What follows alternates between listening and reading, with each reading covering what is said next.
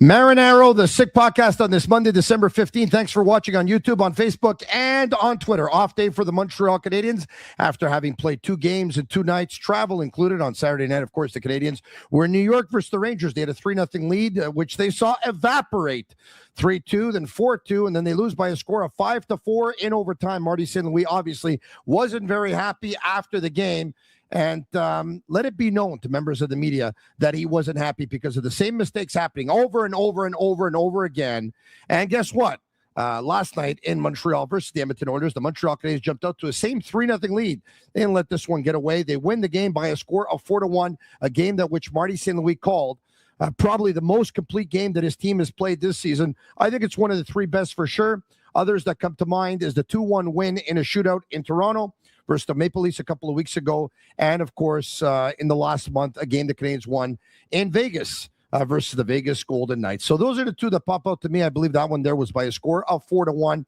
Anyway, what happened? What was the difference between the game on Saturday and the game on Sunday? We'll talk about some individual performances. We'll talk about some lineup changes. We'll talk about some changes to the defense pairings. We'll do all of that with Eric Engels of Sportsnet. He's coming up. Stay with us in just a couple of minutes. It's a Sick Podcast. I'm Marinaro.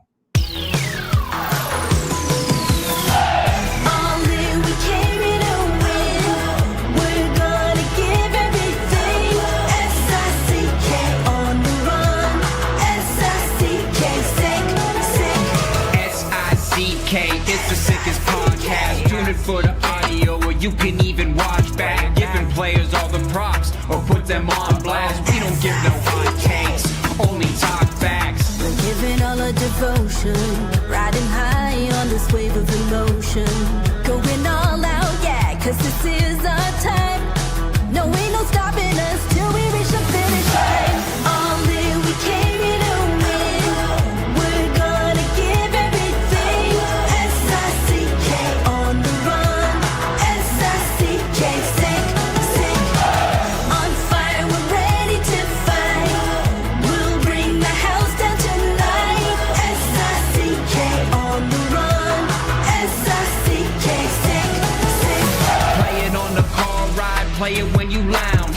X and O, you know that we can hold it down. Shout out to my man Sammy, got it off the ground. And to all the listeners tuned in right now, got debates, analysis, and speculation. This is sports talk for the new generation. You know where to find us, got a reputation. Sick Podcast, your #1 sports destination. Giving all our devotion, riding high on this wave of emotion. Going all out, yeah, 'cause this is our time. No, ain't no stopping us till we reach the finish line. All in, we came here to win. We're gonna give everything. S-I-C-K on the run. S-I-C-K, sick. On fire, we're ready to fight. We'll bring the house down tonight. S-I-C-K on the run. S-I-C-K, sick. S-I-C-K, it's the sickest podcast. Tune in for the audio, or you can even watch back. Giving players all the props, or put them on blast. We don't give no hot takes, only talk back. S-I-C-K, S-I-C-K, S-I-C-K, S-I-C-K, S-I-C-K, S-I-C-K, S-I-C-K, S-I-C-K, S-I-C-K, S-I-C-K, S-I-C-K. All in, we came here to win. We're gonna give everything. S-I-C-K on the run. S-I-C-K, sick. Turn up your volume. Because you're about to listen to The Sick Podcast. With Tony Marinaro. 55 seconds left in the penalty, a minute and 27 seconds left in regulation time. Boston 4, Montreal 3. Lafleur coming out rather gingerly on the right side. He gives it into Lemaire, back to Lafleur. Oh! The sickest Montreal Canadiens podcast. You're in the ball! Sports entertainment like no other. Rejoint, on lui fait perdre la rondelle, une passe devant. Et c'est l'égalisation, et ce sera la victoire des Canadiens. Coupe Stanley pour les Canadiens, le 23e de l'histoire. You found the dogs! John, you found the dogs! He found the dogs! And all together, they worked a young team to the top. And now, a 24th Stanley Cup banner will hang from the rafters of the famous Forum in Montreal. The Canadiens win the Stanley Cup. Brought to you by Energy Transportation Group. Driven to be different. La Vida Tibi. Embrace your true nature. And Playground, your premier gaming destination. It's gonna be sick. Yes, the Sick Podcast is brought to you by Energy Transportation Group, a leading asset light 3PL driven to be different from cross-border freight between Canada, USA, and Mexico.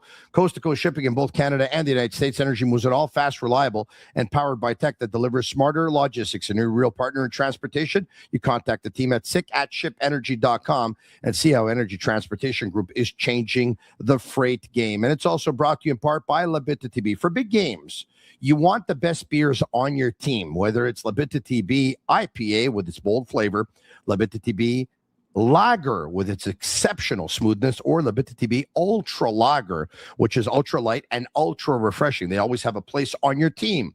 Bittt TB brewed for special occasions. Drink responsibly, please, if you can. And, of course, brought to you in part by Playground. Hungry for a deal? Eat well at Playground without breaking the bank. Mondays, get a free rotisserie chicken meal.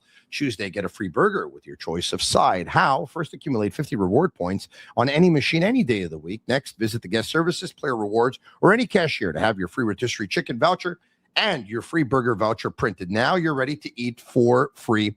Just bring the appropriate voucher to the rail on the following Monday and Tuesday between 11:30 a.m. and 11:30 p.m. It's delicious. It's outrageous. Visit playground.ca for details. Without further ado, Eric Engels of Sportsnet.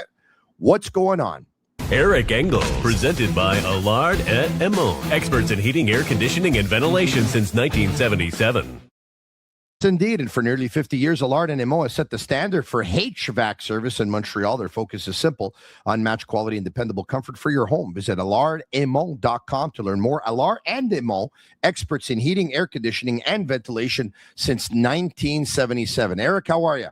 Well, first of all, I just want to let you off the hook on something, because I know you like to do your show live and you're very accommodating to me to be able to tape it. Having my whole family over for Hanukkah, we've got a lot going on, a lot moving, but we have a lot to talk about also. I just want to say off the top, just a painful weekend in general around the world in terms of some of the stuff we saw. This is a sports podcast. It's a reason for people to escape, and we're not going to get deep into politics or anything like that. But just, it's impossible not to be, completely disturbed by some of the events that happened over the weekend, and touch close to home for many of us. But also, you think about the Canadiens in New York on Saturday, and at 4 p.m., a shooting breaks out at Brown University in Providence, where Martin St. Louis' son is going to school, and he's preparing to coach a game, and finds out that his son is sheltering in place, and there's an active shooter on the loose. Great that he ended up safe. Other people lost their lives. 9 people at least, I think, were injured. And that was just the least of the horrifying stuff that happened this weekend. No, I shouldn't say the least. All of it was bad. So, look, I'm happy you and I get to get to the entertaining stuff and just talk about sports and stuff that's not all that serious. And I think people should keep in mind that it's not all that serious, because in Montreal in particular, we take a certain tone about things like it's the end of the world, and it's certainly not. Yeah, well said, Eric. Okay, we will move on. Actually, I'm not going to move on for a second, because I got to tell you, I was home yesterday watching the game, putting all my notes together, preparing for a big show today earlier in French at 10 a.m. this morning. When Marty St. Louis started off his press conference the way he started it off, I almost didn't listen to anything else that was said, or it really didn't. I was rattled. I was rattled big time from what he said. And I don't know if he would have gone back there on that discussion last night, but, if I would have been there, I would have asked him, how did you end up coaching that game on Saturday night? Yeah, I don't know. I don't know how he did it. And honestly, I can't imagine how many different places his mind must have been running.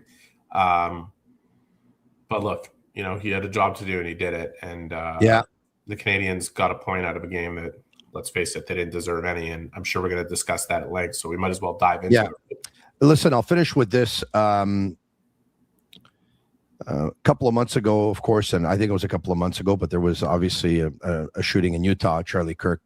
My youngest at the time happened to be about 30 minutes away from the scene. My wife and I don't remember if we were alarmed, tipped off on our cell phone, or we were actually watching CNN, but I remember putting the channel on CNN after, and it's very disturbing. It's very disturbing to know that you're about 30 minutes away. Could you imagine actually being there at the scene in a class? It must have been just terrible. Obviously, it's not really only hard to be a parent and be away from your family at terrible when they're affected. I mean, it's a traumatizing thing. So, look, we're not trying to dramatize it here, but no, okay, it's just, it's awful. Yeah.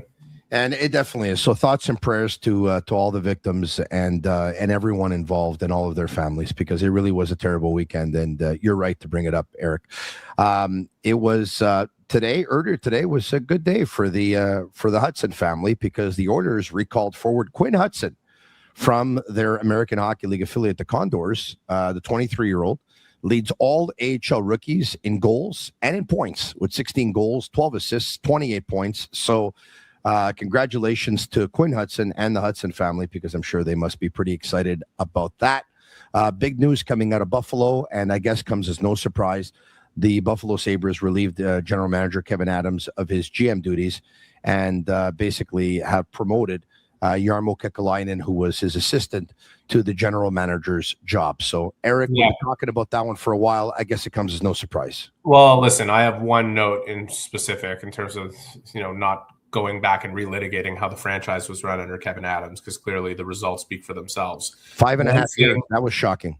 And I don't think it's all on Kevin Adams. It starts at the top, and Terry Pegula has been a pretty hands-off or hands-on owner, actually, in certain respects where he shouldn't be.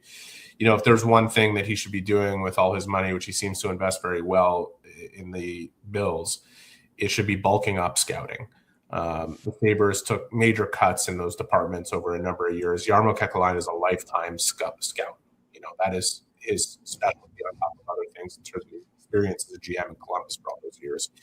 But he started as a scout, and he's got a keen eye for talent and certainly an appreciation for what goes into scouting and why it's so important. And if I were taking that job in his shoes with an owner who has deep pockets, I would be asking for some investments in those departments, because it's clearly failed them on both the amateur and pro side over the last number of years. And this change, again, with respect to Kevin Adams, was overdue. And major other changes that need to happen in terms of the investments that need to get made to run an organization the proper way need to unfold almost immediately. And I can't imagine Jarmo would have taken that job, knowing Jarmo a little bit, without feeling as though he'll have the opportunity to build the team he wants to build.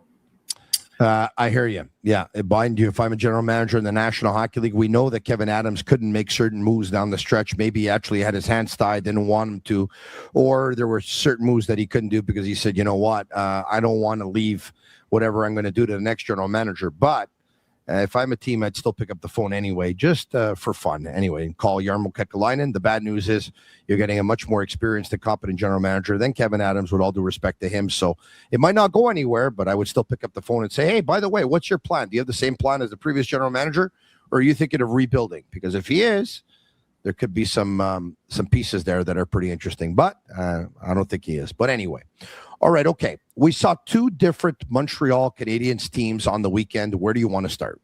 Oh my gosh. So let's start on Saturday with a game that I think, if some people were watching them and think the Canadiens deserve to win because they got a 3-0 lead, I don't know what they were watching. And if anybody in that room felt as though they played well enough to win it, that would have been problematic to me. It would have been a red flag. Look, I spoke to Josh Anderson after that game, and he was saying stuff like we played the right way and everybody was going, and we executed some plays and they just executed a few more.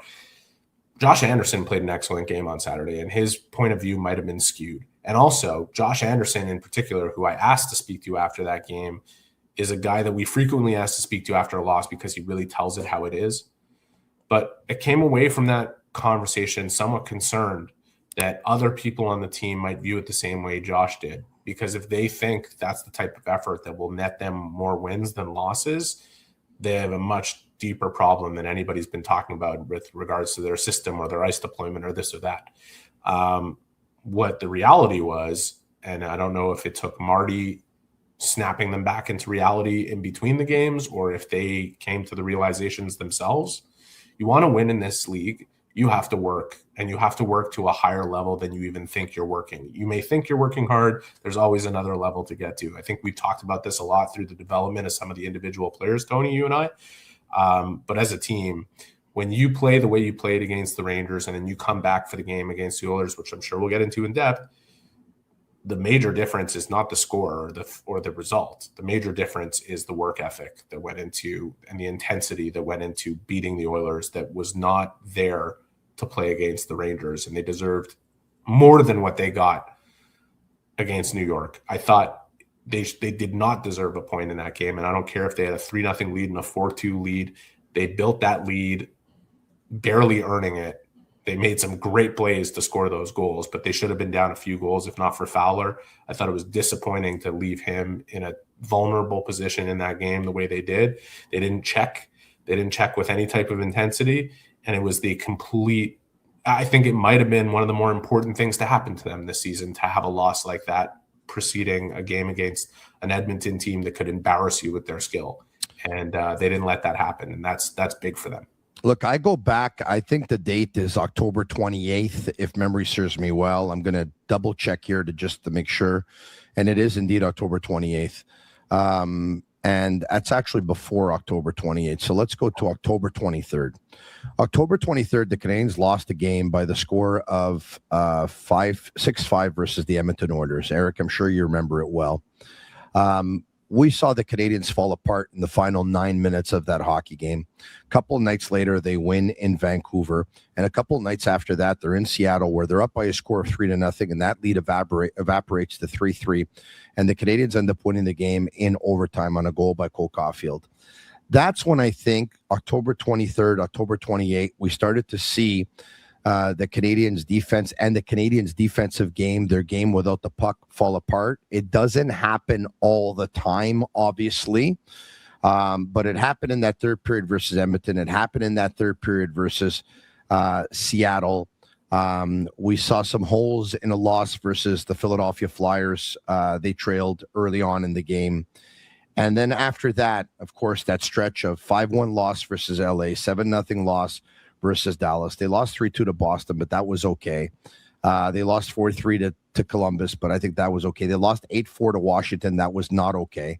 They lost 7-2 to Colorado, which was a third game in 3.5 nights. You can understand it, but it was a little bit exaggerated. The 5-2 loss versus Ottawa, the 6-1 loss versus Tampa Bay. So there have been some hiccups, Eric, that has led everyone to talk about, okay, how is this team defending? What's going on? Why are we starting to see some of the same defensive breakdowns that we saw a year ago? There's supposed to be some progression. What's going on? Why are teams, why are they not progressing? And Marty St. Louis, though, doesn't want to hear anything about the Canadiens being a young team. Your thoughts on that? Well, I think it's good not to use the excuse, because you certainly don't want to feed it to a young team that will easily lay back on it and say, yeah, we're young. We don't have a lot of experience. They've gained enough experience to understand how to play. They've gained enough experience to master the one of 3 systems you can play in the NHL, which is not overly complex. And I understand if people have an issue with whether or not they believe this is the right system defensively for the Canadiens. That's one thing. I got into a bit of a debate with it. With Maxime Lapierre, who expressed some really good opinions on why he thinks it could not be the right system for them.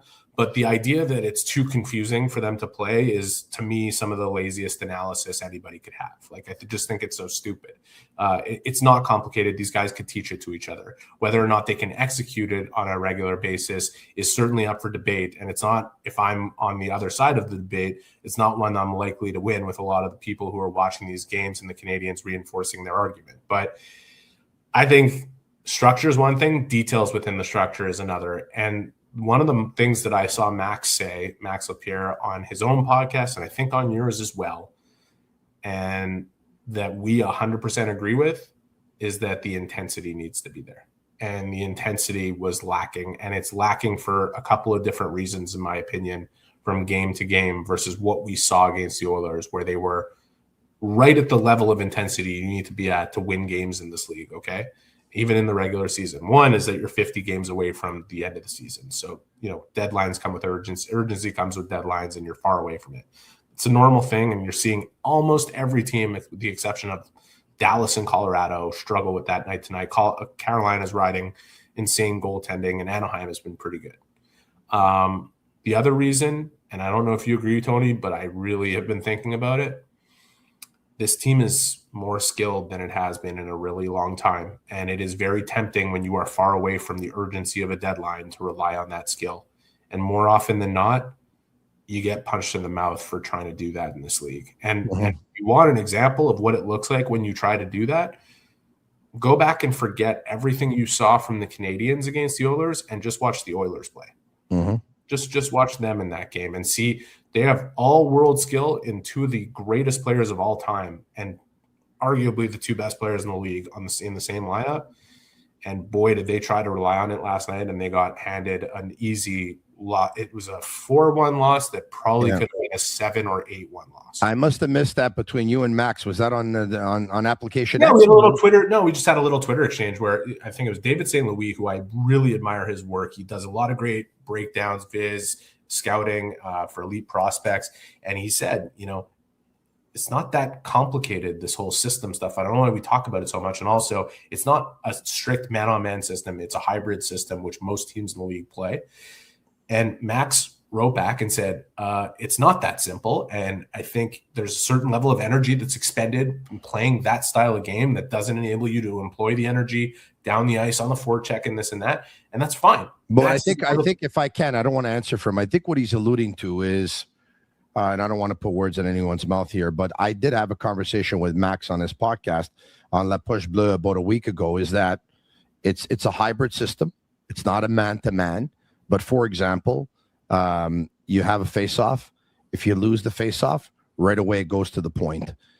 Once it goes to the point, it goes to a man-to-man once it goes to the point. So if you're man-on-man in high ice, and anyways. Correct. So, but what I think what he's trying to say is, if you lose a face-off, now all of a sudden your hybrid goes to man-on-man.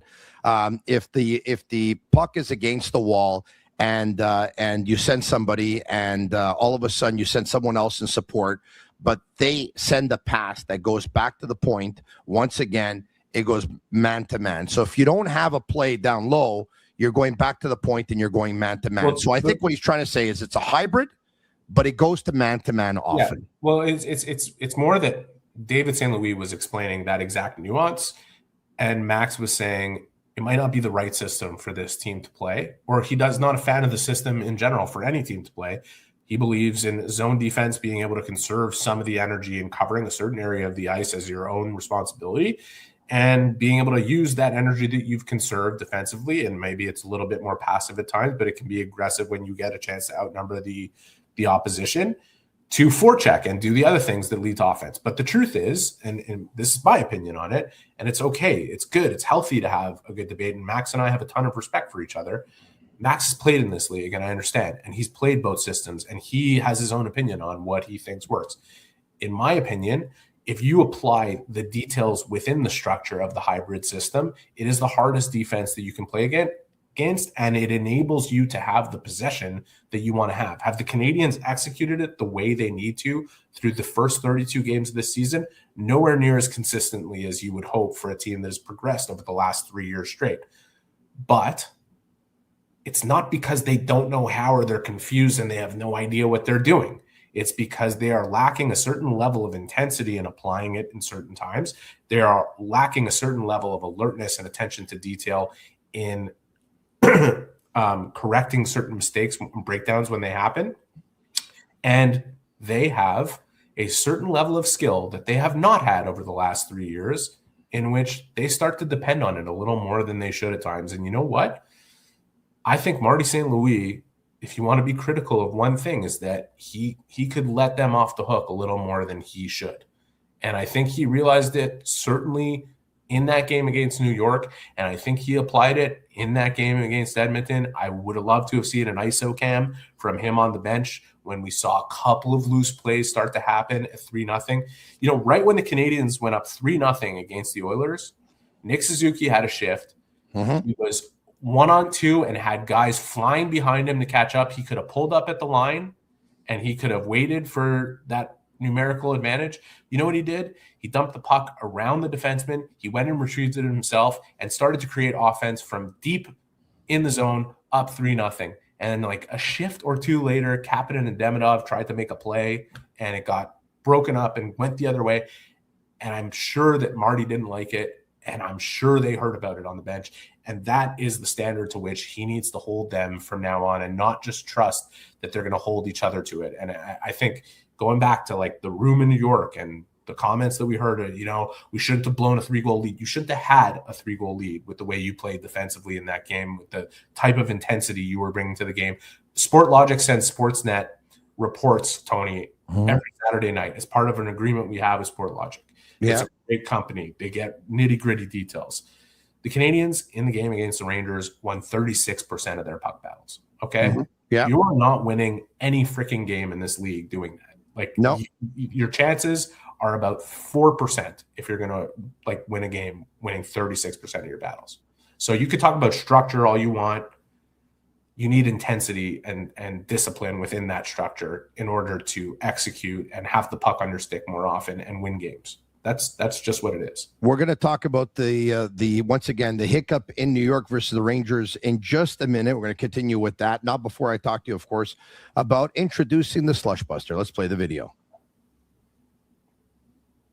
There you have it. It's a new innovative snow brush designed to tackle winter's mess with ease. From heavy slush to stubborn ice, the Slushbuster clears it all quickly, keeping your car clean and your hands dry. Smarter, stronger, and built for Canadian winters.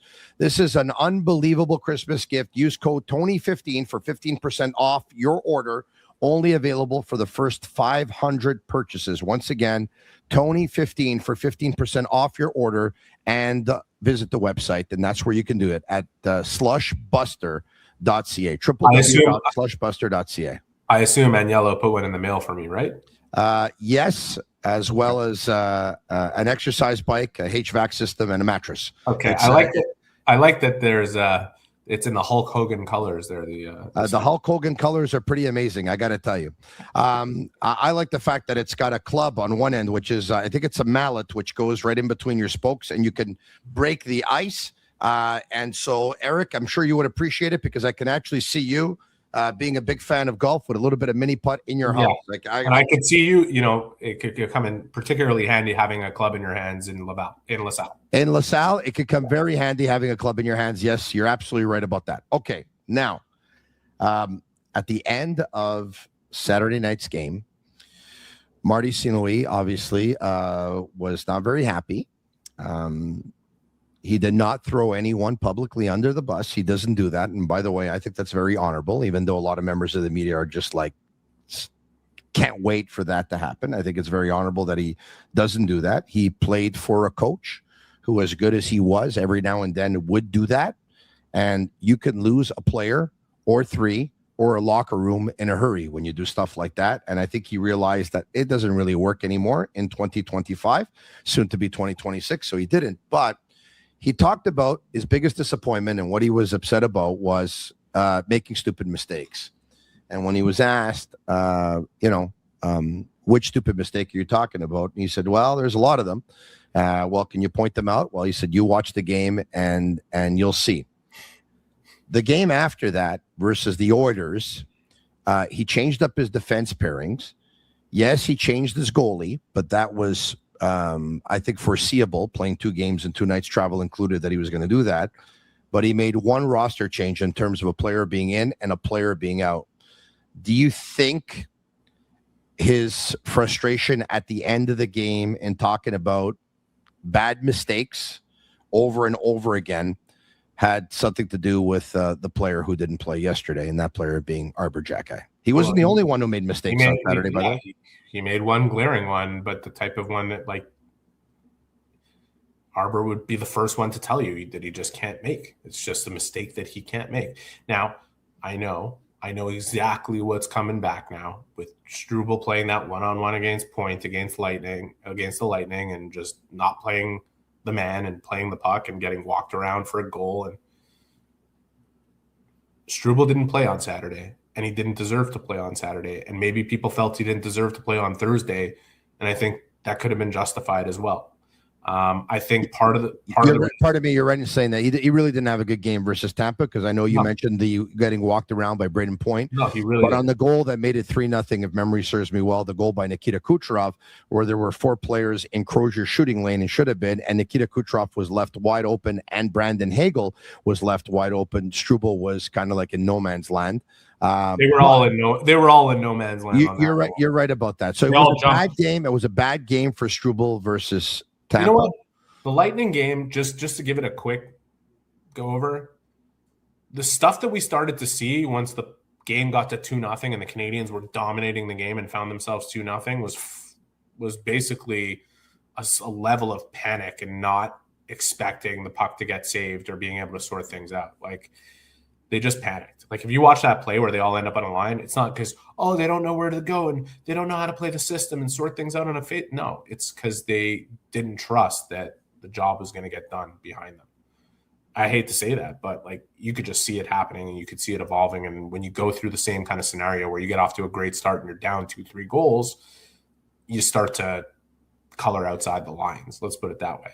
Look, getting back to the Xhekaj Struble thing, I understand Xhekaj is given the stick much more than the carrot by St. Louis. And I understand that Struble seems to get the carrot a little more often than the stick. At the end of the day, these two guys are battling for not only a short-term but a long-term job with the Canadiens, and they are going to continue to be in competition so long as Adam Engstrom proves that he's getting more and more prepared to play NHL hockey, because we can see that the ceiling is higher in Engstrom than both those players at this point. They all bring different things. Struble didn't play on Saturday. He didn't deserve to play on Saturday. And I don't know what it's going to take to get the Struble that we saw on Sunday to play that way every game. I think the intention's there. I don't know if the concentration is. That was quietly like his best game all season. He was really, really alert, and it helped that everybody else around him was, for sure. And Arber could benefit from that too, that if he plays in a game where he's sharp, but everyone else around him is as sharp as the Canadiens were on Sunday. But these guys know the position they're in. They have been in this battle since they stepped into the NHL almost together. They just have to keep rolling with it and doing everything they can to prove that they belong. There will be space for them, and they have to. This is just what it is at this stage. I understand, like, it looks like there's some sort of axe to grind with Arber when it comes to St. Louis. I thought, generally, I understand the decisions. I thought he should have played. I thought Arber should have played in the game that he was scratched from on Thursday in Pittsburgh. Yeah. I asked St. Louis if he was trying to establish a rotation, just to know that was part of the reasoning, as Engstrom gets his reps in. It's not. He said it's performance-based. I think he sees, and the reason he would have played Struble in the game Thursday is he sees more consistency from shift to shift. But, Struble... He trusts him more. If you take a look at the time on ice... Yeah, he does, of course. He trusts him more. But he also was disappointed.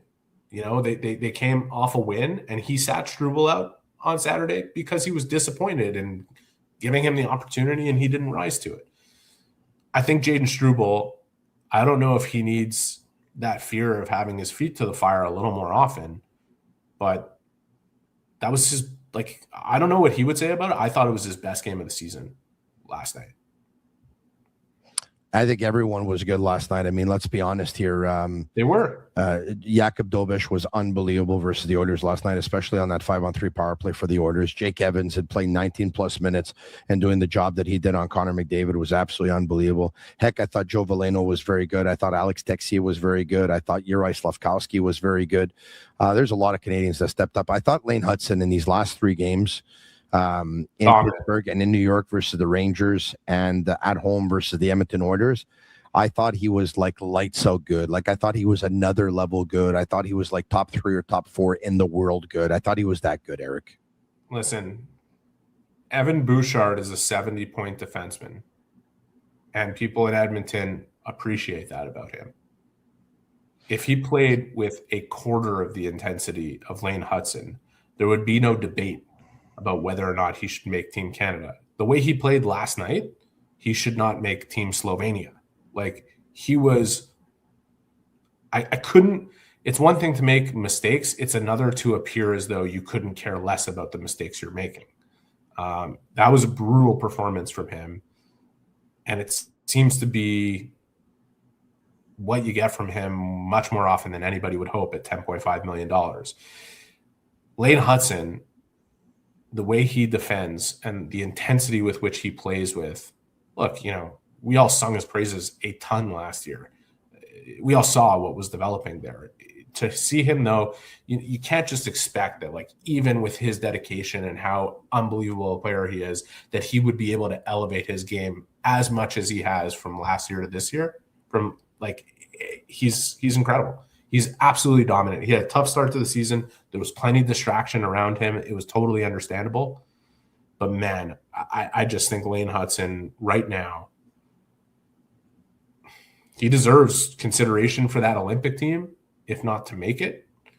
And I don't think people should just be looking at him and being like, well, you know, he can bring the stuff that Adam Fox, like, he can bring the stuff that pretty much anybody on that team is bringing. He's a dominant player right now, and it's amazing to watch, and good for Lane and good for his dedication, because he deserves all the respect that he's getting from not only us or his teammates or his coaches, but I can imagine around the league, people are looking at him and just being like, wow, is he a pain in the ass to play against? Yeah, listen, the Canadiens have a lot of good defensemen. Mike Matheson, Noah Dobson, just to name a couple. This is why I thought that they could have opened up the vault for Lane Hutson, and ultimately they were able to sign him to an 8-year deal at $8.85, where pretty much everyone was happy, so it's a good thing. But this is the kind of player that you just don't regret giving a long-term deal and a lot of money to, because he plays every game. As a matter of fact, he approaches every practice like it's Game 7 of the Stanley Cup Final. Like, Eric, I said earlier this morning on my French show, and I apologize for being redundant for those who watch both, but I will be in this case, that, of course, I mean, I've had accreditation since 2002, and been covering this team, or talking about this team, I should be saying. And there's been a lot of really, really good players who have played for the Canadiens. But I've had the most fun, I think, thus far covering Lane Hutson, because there were a lot of very good players. There were a lot of very good players, though, that had more nights off than Lane Hutson. Doesn't mean Lane Hutson plays every game great, because I've seen him play a couple of games where he's -4 at the end of the night. But his work rate and his effort level every game, I mean, the guy leaves everything on the ice. I've never seen anything like it. Never. And he's dominating. He's dominating. Yeah, he is. You know what? He's dominating. What's that? No, go ahead. Continue. He's dominating. Slafkovsky is dominating. Slafkovsky is dominating. In a lousy game in New York, I don't think he liked it. And to see him rip it right back into place, I think Slafkovsky, and you can correct me if I'm wrong or debate this all you want, it was the biggest project of Adam Nicholas's tenure in Montreal, right? Like, they brought him in, made him director of development, develop hockey sense, develop practice habits, develop everything. And I think the work that they have done together, and where it has brought Slafkovsky and where it is bringing Slafkovsky, where he is headed from this point, like, I think Adam deserves a ton of credit. I talked to Slaf about it in New York. I think there's other players in this team. When you look at the difference between Oliver Kapanen last year and Oliver Kapanen this year, when you talk about Lane Hutson and how dominant he is, yes, his habits are unbelievable, but you know who's on the ice with him every single day, like, for all that time, and who might actually be the only person in the Canadiens that beats him to the ice sometimes, is Adam. I think the work that this guy has done and how critical it was in terms of the Canadiens diving into a rebuild to focus on player development and to find someone who not only helps them catch up because they were so far behind in this department, but brings them further ahead and is kind of a benchmark setter for a lot of other organizations. You know, you can't just hire a skills coach. Everybody has skills coaches. This guy, the way he thinks, breathes, and lives hockey. You talk about Lane Hutson not taking a day off. Like, Adam Nicholas lives at the rink. The Canadiens are off today. Who do you think's on the ice? You know that Hutson's there. Who do you think's with him? Like this guy, the work that he's doing for this team he's put his fingerprints all over on what you hope will become a contender in Montreal for years to come. This is one of the, you're absolutely right in bringing it up. It's one of the big differences, of course, in Kent Hughes' staff and Marc Bergevin's staff. Marc Bergevin never had an Adam Nicholas. And, he never even had, Joe Schmo skills guy working for a team with an outdated kind of format in terms of how to do this stuff. Like, he's an innovator and he's a very sharp guy, and the energy with which he does his job is contagious. And I just think you look at Slafkovsky specifically and how important it was for him to develop into the player that they drafted first overall. Mm-hmm. The pressure that is in that situation. Speaking with Slav on New York, he gives a ton of credit to the energy and the focus and the clips and the vision of the game. And, we're also talking about a guy who structures a lot of what the Canadiens do in practice and works on the details within their systems. Like he's a very important piece of this puzzle. And I just, to see Slafkovsky becoming what he's becoming, you have to take your hat off, because it's really, you can, if you go back and review the years that Slav has been in Montreal, it's kind of amazing to see the step-by-step progression that's happened to turn him into who he is and what he's had to focus on and how they've got him to do it. I love him playing left wing. I've talked about this before. Look, I loved him playing with Suzuki and Caulfield as well. But when he was playing with them, he was playing the right side. He's a left-handed shot. And I find that when he plays on the left side, his game is just so much more simple. I see him charging the net a lot. I see him attacking the net. I see him taking the defender to the outside. I see him putting his head down. I see him dropping the shoulder a little bit. I see him sticking out his arm. And he's more a force to be reckoned with, I think, when he plays the left side. I think I think so. I'm going to argue with you about it. Really, eh? Yeah, because I see him attacking from both sides, and I see a guy who's playing like a center iceman.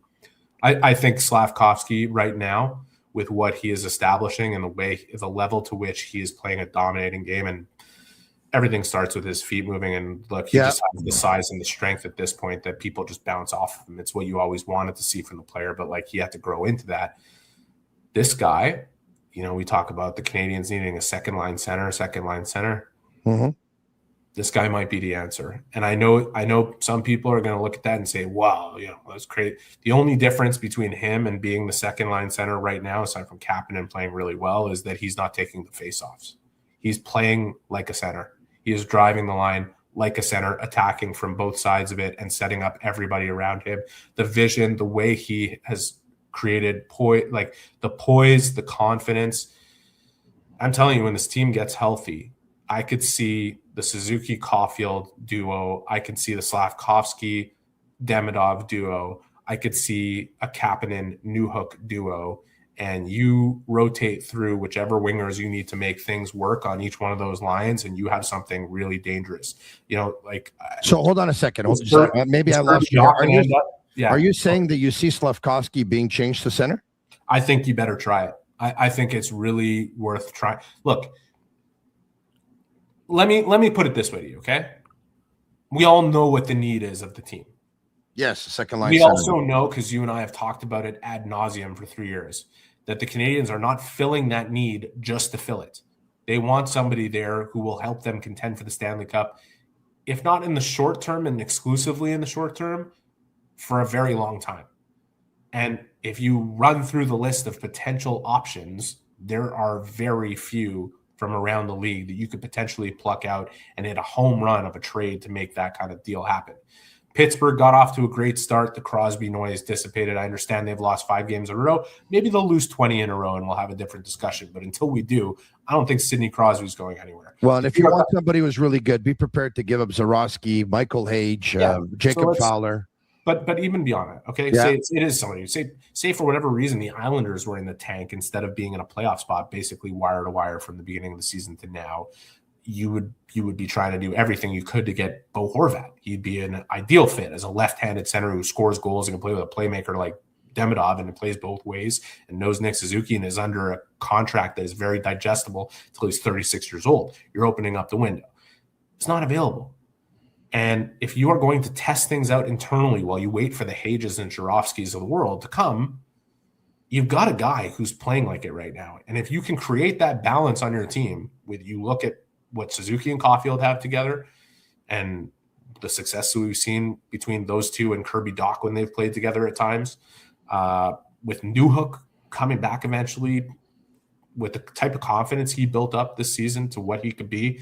You think about him and Kapanen and what they could do as a duo. I just think the balance starts to become restored in a way that the Canadiens were hoping it would be there from the beginning of the season before these injuries happened. And I when I watch Slafkovsky play, I just see a centerman who's not taking faceoffs. I'm sure they see it too. I have no doubt they see it. Yeah, and listen, he spent some time with Mark Bureau taking faceoffs, but not, I don't think, with the thing in mind that he's going to be a centerman, that every now and then the centerman gets thrown out of the circle and the winger has to take some faceoffs, or every now and then. Chances are, with the way this team is structured and the type of players that have been brought in here and who will come moving forward, he'll only have to take them on his strong side. He'll still be playing that role. Look at him defensively. Look at him on both sides of the puck and tell me I'm wrong. Look at what he's doing and how he plays the game. Well, the pass to Suzuki last night for his goal and the pass to Kapanen last week when he went down that left wing has shown, those are examples of seeing some vision. And they're not the only passes that he's made this year where we said, wow, that was a great pass.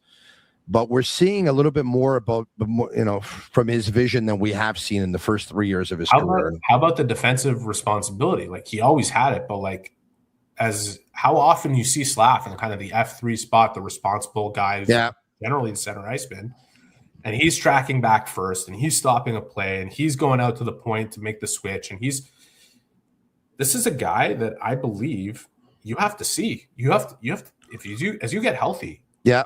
He might be the answer. Hey, he said when he was drafted that he thought that the Mikko Rantanen would be a good comparable. And listen, if he wants to change his mind and he wants to become Sasha Barkov, by all means. I mean, I'm sure the Canadiens will take it. All right. I just think, you know what,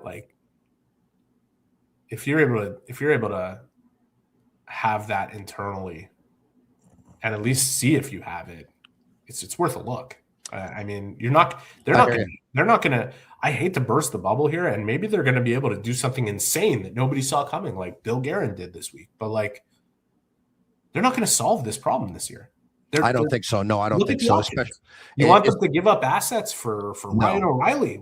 And we saw what the price to pay was for Scott Lawton last year. And I don't see that at all. And by the way, I don't know where you stand on this, but I don't think the answer is Phil Deneau either. I think I don't think the LA Kings are trying to trade Phil Deneau. I understand Phil Deneau's situation, that he'd probably welcome a change considering the way things have gone and just the reality that he's not, with Kopitar and Byfield and just not going to be dependent on to play anything but mostly a defensive role, which he I understand he only has 5 points, but he's capable of more than that. Look, he could be a good fit for the Canadiens if they're looking for some stabilization down lower in their lineup, which, let's face it, losing Dvorak, they needed. Yeah.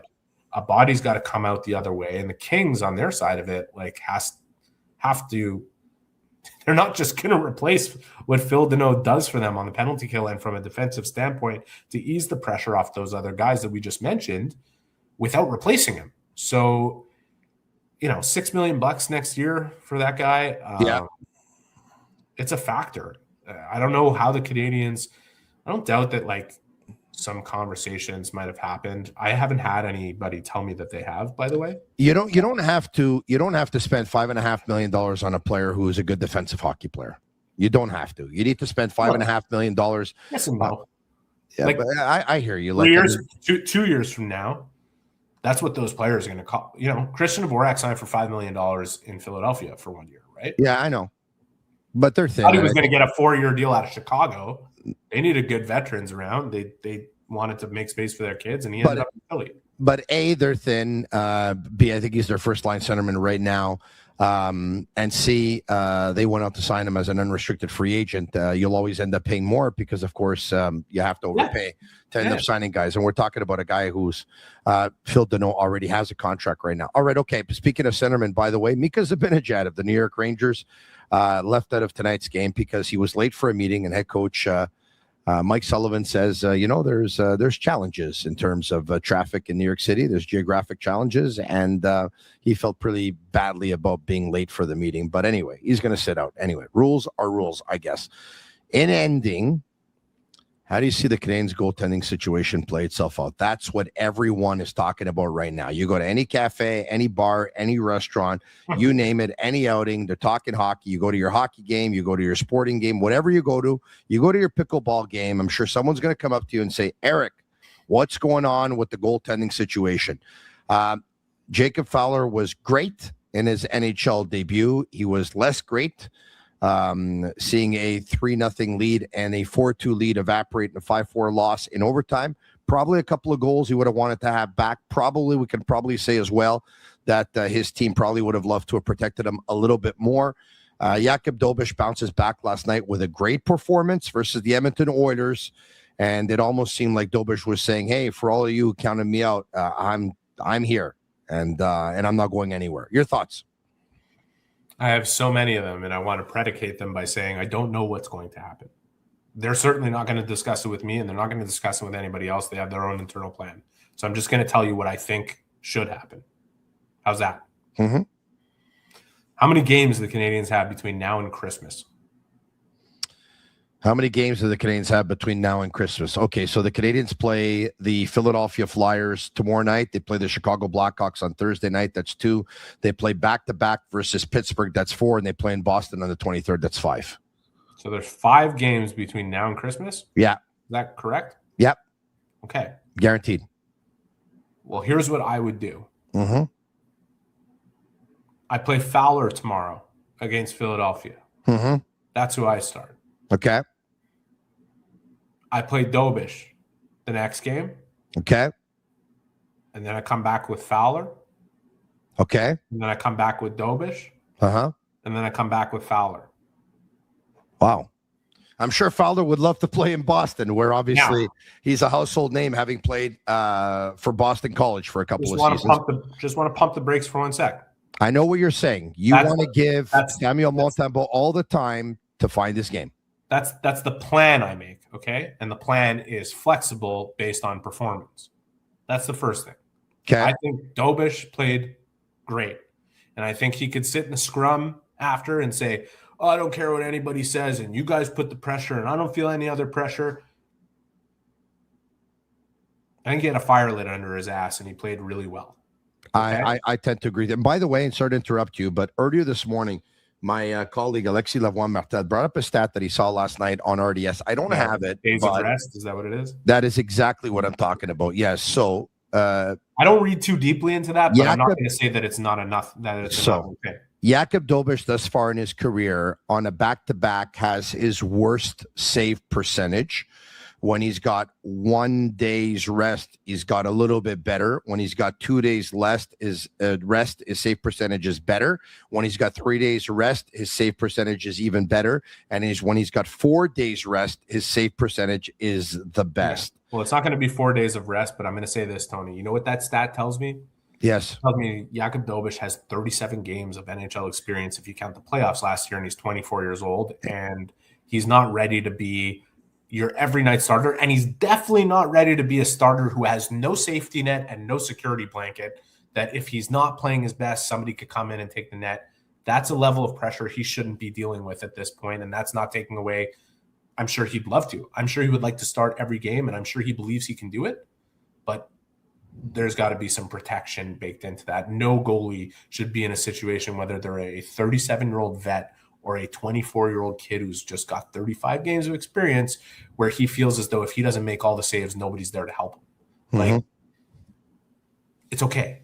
I think Dobeš had a fire lit under him, and I think it's normal and just like human nature that like you watch the bright new shiny object come in and star in his first NHL game and threaten your position. You better be alert and ready and just bring it. And like, he's a competitor anyway, so big time. I don't think it hurts Dobeš to feel that level of competition rise a little. Yeah. So that's all plans considered. That's how I'd run it. I don't know if that's how they're going to do it. Yeah. Montembeault Dobish, by the way, great guy, but saying that, it's we don't put pressure on ourselves. It's the media that puts pressure on us. I think when he broke down in New Jersey, I don't think it's because the media put pressure on him. I think it's because he wanted to play a good game, probably put some pressure on himself, because he himself said that he got beat that exact same way 1 year before versus the New Jersey Devils, and he swore that it would never happen again. And when it did, he was very disappointed because he felt he let his teammates down. Now, having said that, I don't know why he said what he said, but it's okay. I mean, he can say whatever he wants. Who cares? He can say whatever he wants. However he wants to feel about it, whatever he needs to tell himself to play the way he played last night, do it. Who cares if you throw the entire media in a bus and chuck them off a river? Okay, like it's all good. Like, you do what you need to do mentally to prepare. I think Samuel Montembeault needs the time to mentally prepare himself for the next time he gets in that net. And his confidence went to a point where it will not be restored getting behind the Canadiens and playing in the games, no matter how badly he wants to do it right now. It's not the best thing for him, in my opinion. Now, they might see it differently. He might see it differently, and that's fine. What I would do with him over the next 2 weeks is very, very simple. I'd work him alone with Eric Raymond as much as I could. I'd work him in a little bit of segments of practices because he's not going to get that many of them between now and when the Christmas holidays come. And I would tell him, hey, when we come back from break, you be mentally ready to be the guy you need to be. Until then, we're going to give you these reps. We're going to give you a little bit of conditioning time in the AHL if we can do that. And we're going to bring you back in where your confidence has been built up block by block and you don't feel as exposed as you have felt in these games. That's how I would handle it. And and that is with full respect to Sam Montembeault, which a lot of people are not showing him any right now. And I understand performance is everything. That's what he's paid to do. He clearly seems broken. He clearly seems broken. Tony, this is not a technical thing for this guy. This is not his technique is off, and his confidence has plundered to a point where it will not be restored with one good performance, because we saw that in Vegas. Yes. Played a great game in Vegas. It wasn't enough to just bring it all back. It's got to be built back layer by layer, and he needs to be protected throughout that process so that he can. I don't know if it's not a technical thing. I think it's both. To tell you, he's not technically perfect, but when your confidence is in such a place, you start doing things that are outside of the technical norm to make up for it, like staring around people because you're not tracking the puck properly and you feel like you can't see it, and moving constantly. And technically unsound, get it, but you have to understand the source, you have to correct the root issue, not the symptoms. He's got to correct the root issue, and he needs time to do it. And I just want to say to all the people out there who were like, I told you he was shit and he was never good, and then they're like, bullshit, okay? And there have been plenty of guys that have gone through what he's gone through this year. Coming back from it is not easy to do, and it takes time. And I would never sit here and tell you he's never going to be able to do it. Like, he'll do it.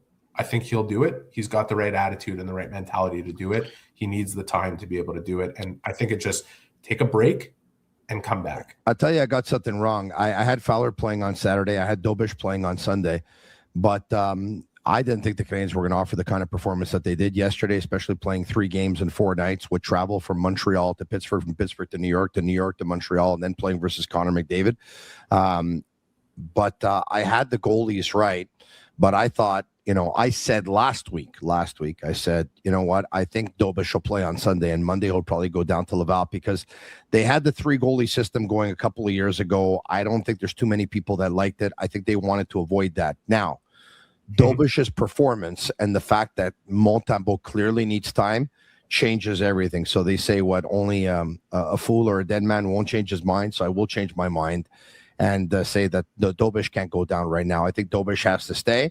I like you. I don't have I'd go back to Dobish personally.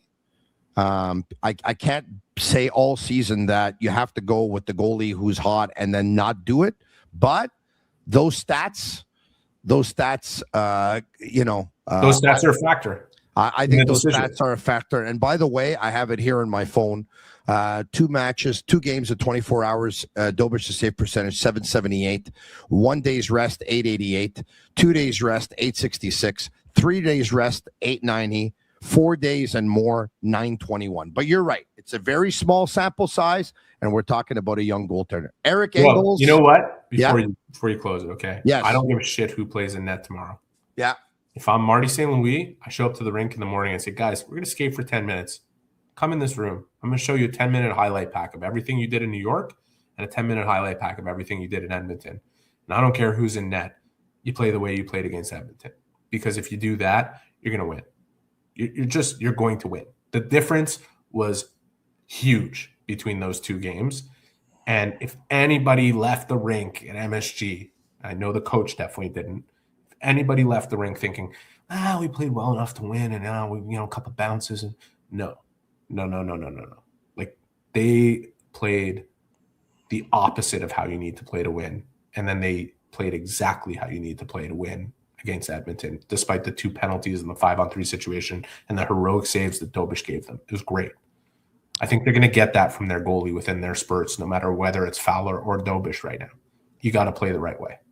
Eric Engels, thanks so much again, and happy holidays to you and yours, my man. We'll talk soon. Thanks. You too. All right, there you have it, Eric Engels. Marinaro, I hope you like the podcast tonight because we tried to accommodate Eric, of course, and wish him and his a happy Hanukkah. We taped a little bit earlier in the day so that he can enjoy the time with his family. I hope you liked the podcast tonight. If you did, leave us a 5-star review. It's our way of feeling the love. For Shane Gamoa and Master Control, thanks so much. And to all of our sponsors, thank you for making it possible so that everyone can watch the show absolutely for free. And Eric Engels was brought to you by Allard and Emo. Once again, we'll be back tomorrow night, same time, same place, only this time, right after the Canadiens and the Philadelphia Flyers. And my guests will be Pierre Maguire, Max Lapierre, and Brian Wild. Until then, and if you want, you can watch me en français, same YouTube channel, du lundi au vendredi, from Monday to Friday, at 10h le matin, at 10 o'clock in the morning. Ciao for now.